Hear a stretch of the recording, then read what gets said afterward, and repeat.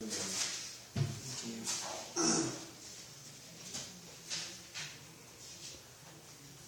Okay, Bernard, Country?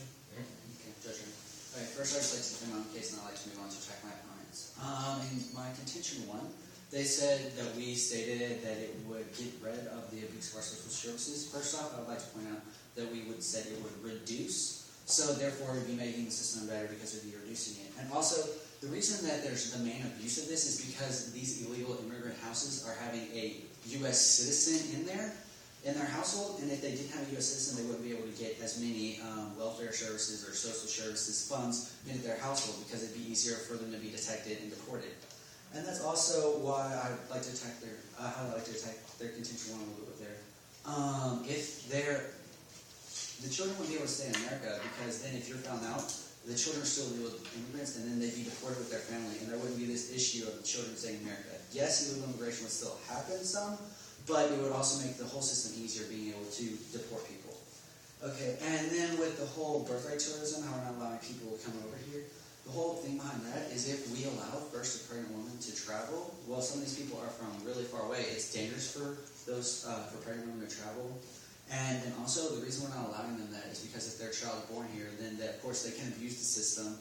And as I think my opponent said, he described it as a gross abuse of human life and of the system to have anchor babies, which is really the whole point of what we're trying to get across here.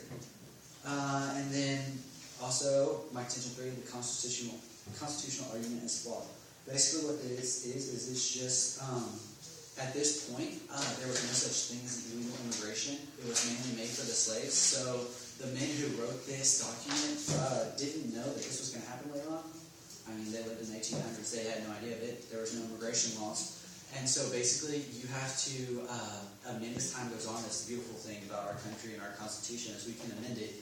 And so there should be new laws and amendments made to change this. Okay, his contention 1, the children will stay in America. As I've already said, yes, there will still be illegal immigration. It's because we can't stop it completely, but it would be an easier system to solve, first off, because then the whole family could be deported because none of them are citizens. And you wouldn't have the conflict of having to leave the parents, like leave the mother here to take care of the child and everything, and then none of them would just be simply allowed to stay. And then he said there's a morality issue behind it, that we basically don't want to deny them the rights and jobs here. Well, that's the problem, because actually, if you compare for the last year, it's actually the Hispanic people aren't just the majority of people coming into our country to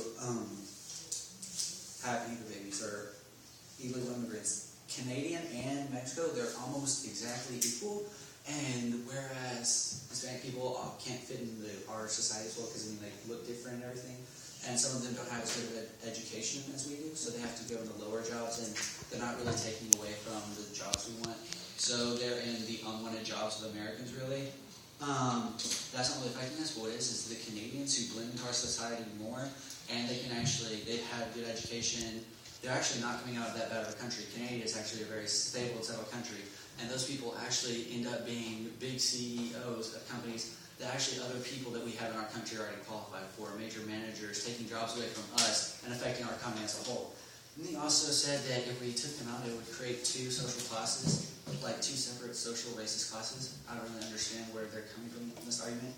I don't really know how that has anything to do with birthright citizenship or anything like that. And so, I'm seeing no other reason than to vote pro.